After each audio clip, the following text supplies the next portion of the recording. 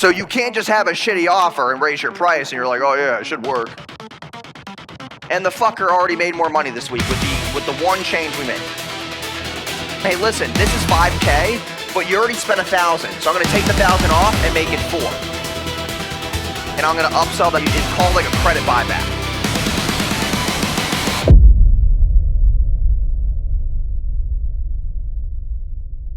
Two different things are having an offer on cold traffic and having an offer in general to warm. Two different things, because you got to track your CAC to LTV or versus your AOV. So this is a big thing that we all have to understand here, because most of us have no fucking clue. And I say them all the love in the world. Okay, we got CAC, we got AOV, we got LTV. First problem is if we don't know what these things mean, we're already fucked. Okay. So this is the cost to acquire a customer. Here's the average order value, and here's our lifetime value. If I am looking at my CAC, let's say I spend $1,000 to get a customer. What does my AOV need to be? You guys all got mouths. Let's try it. If we spend $1,000 on a customer, where do you want the AOV to be? Huh? No, not 10,000. What else? 4,000? Someone said 2,000? I want it to be at least 1,000. I'll explain in a second, don't worry, okay? LTV, where do I want my LTV to be? I want it to be my 4X golden gap is what I call it. I want to have my LTV at about 4,000 bucks. The reason why my AOV can sit here is because of why. Because I can now get you to buy something, and then I can call you and be like, hey, we got an upsell. Okay, and then we can ascend you into something else. And then we can get referrals. That's the difference. Because these things are a one-day basis. AOV is like 1 day. They become a customer, they buy from you. Okay? Does that make sense? Or did you have a question? Oh, okay, sick. So if I'm getting this money on day 1, okay, I know that once they buy, I can just get their card. Let's say you're on the phone with a client. You're like, listen, what's your card? Read it off, whatever you guys do on the phone. Right after they're done. Hey, by the way, I know I forgot to mention it, but we do have this other thing that's going to drive you faster and better results. Are you open to it? And I'll give you a discount because I forgot to mention it earlier. And I'm obviously going to say, yes, I'm open to it. And then what I'll do is, let's say, for example, I sell the $1,000 offer. Okay, that's the first one. Right after that, let's say I have a $5,000 offer. What I'm going to do is I'm going to say to them on the phone, hey, listen, this is 5K, but you already spent 1,000. So I'm going to take the 1,000 off and make it 4. And I'm going to upsell them better. And it's called like a credit buyback. We do this all the time on the phone. Okay, so if someone were to join my mastermind and spend X amount of money, I'm like, all right, cool, my one-on-one is $198,000 a year. Sick. So I'm going to take the money you spent on the mastermind off the one-on-one for you to upgrade and ascend.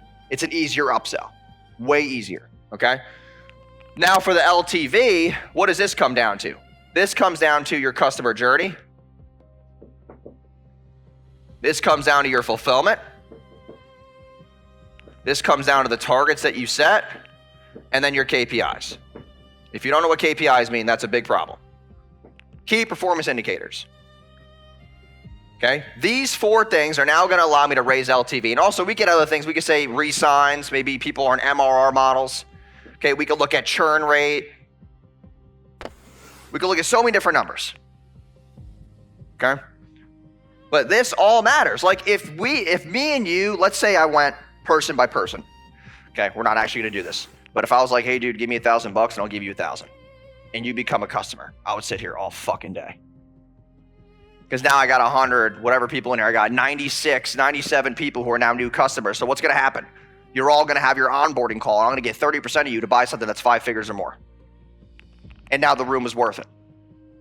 Most of us were like, if I give him 1,000, he's like, oh, I want to get 4K back or more. Yeah, you fucking lost.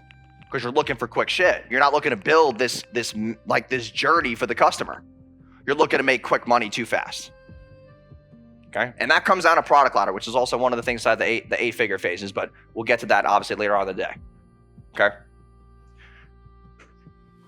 and then If we're looking at ways to optimize, if you're like, all right, well, my CAC's 1,000, well, my AOV's 1,000. How can I optimize that? Well, we could look at a couple things, right? We could look at show rates. We could look at close rates. We could look at your offer stack, right? We could look at so many things. There was a guy I was on the phone with. He's a part of our boardroom, and we were on the phone, and he's like, yeah, I have a $325 a week offer, and I have a $375 a week offer. And I was like, bro, why don't you just stack the $375, make it $425, and make the other one $375? So now you push people from the middle to now buy the third. And the fucker already made more money this week with the one change we made. And I was like, bro. So it's like, you could look at that, but then you have to look at, like, you know, close rates. You got to look at who's pitching it. What does the stack look like? Because if we stack more things on the front of fulfillment, now fulfillment has to be better. As we raise price, perception is increased. So you can't just have a shitty offer and raise your price and you're like, oh yeah, it should work. No, because what's going to happen on the back end? If I have a $10,000 offer and I raise it to 20 and the $20,000 expectations aren't met, now I'm going to do a refunds and bullshit. Okay? These things matter.